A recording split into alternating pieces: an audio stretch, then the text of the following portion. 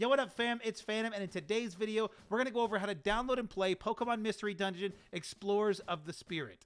Explorers of the Spirit is basically a direct sequel to Explorers of the Skies, which was one of the last really solid Pokemon Mystery Dungeon games, and you can play this ROM hack very easily, but it is a little complicated to get started, so that's why I want to create this video to get you guys playing this game as quick as possible. Before we get started, you will need a couple things. You're going to need a DS emulator. I suggest DS Mimu or something. I don't know how to pronounce it, but that's the one I use. You're going to need that emulator, and then you're also going to need the Pokemon Mystery Dungeon Explorers of Skies ROM.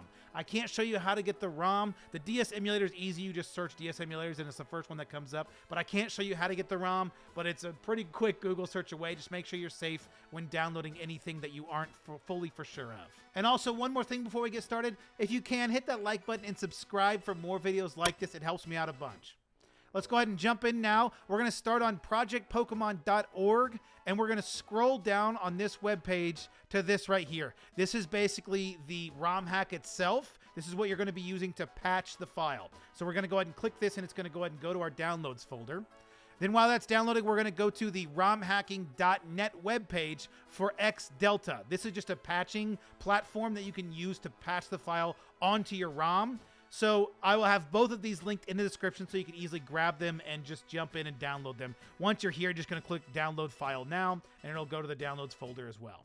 Once we've downloaded both of these files, I've just put them in a new folder. They'll just be in your downloads folder. We need to extract both this EOTS release folder as well as the XDelta. So we're just going to go ahead and right click and choose extract to. You can either extract here or extract it to a folder. I like to extract them to folders because it's easier that way.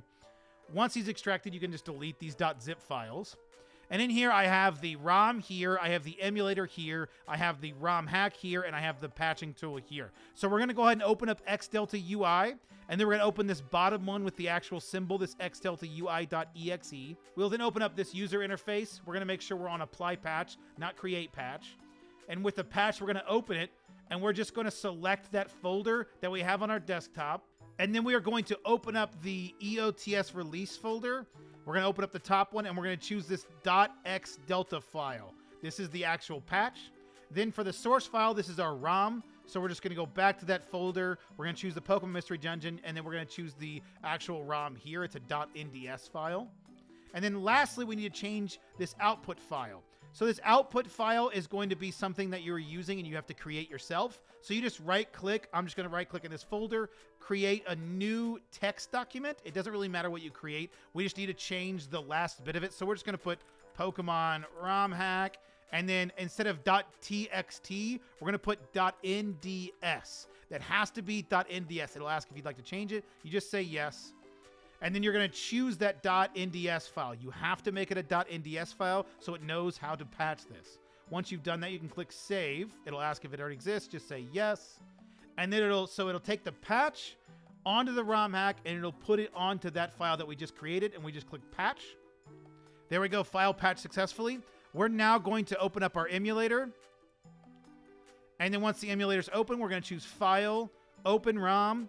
And then we're going to go right back to that desktop folder, and we're going to choose that Pokemon ROMhack.nds that we created. And once you do so, you'll open up Pokemon Mystery Dungeon Explorers of Spirit, so you can now play the game and play this awesome ROM hack. Thank you guys so much for watching, and I'll catch you in the next one.